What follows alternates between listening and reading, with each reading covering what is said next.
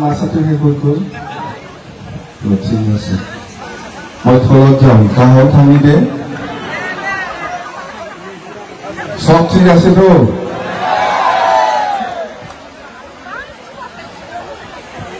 কোন জায়গায় ভোট দিব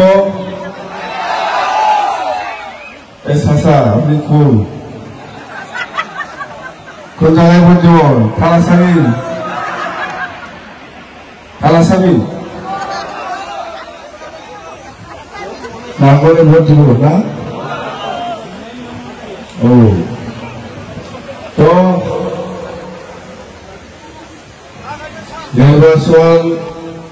বেশি দিন নাই 22 তারিখে হব সবে জানি নবা 22 তারিখেও যাবেন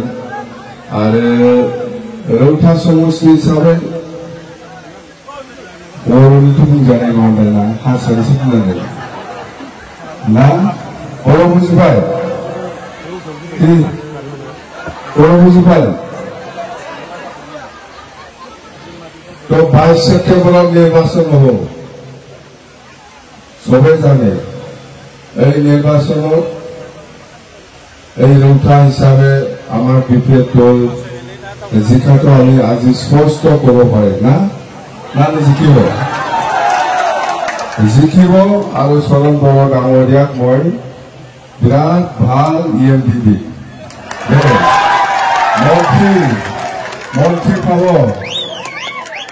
মন্ত্ৰী পাব মন্ত্ৰী দিম আৰু এই সমষ্টিত যাতে ভাল ডিপাৰ্টমেণ্ট লৈ পেলাই সকলো ৰাইজৰ কাৰণে যাতে ভাল কাম কৰিব পাৰে তাক আমি আৰু স্পেচিয়েল পাৱাৰ তাক দি দিম মই গোটেই ডিপাৰ্টমেণ্টটো যাতে ভালকে চাব পাৰি ইয়াৰ কাৰণে স্পেচিয়েল ইনচাৰ্জ হিচাপে মই দিম যেহেতু জিকিছে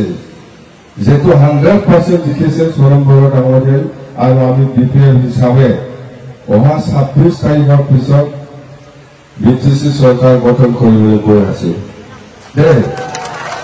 ভুল কৰিব নালাগে কেতিয়াও ভুল নকৰিব ইউপিপিএল নিজিকে ইউপিপিএল সৰকাৰ নবনায় আমি যিখিনি দেখিছো শ্ৰীৰামপুৰৰ পৰা আৰম্ভ কৰি গহপুৰলৈকে সকলো জাতি জনগোষ্ঠীয়ে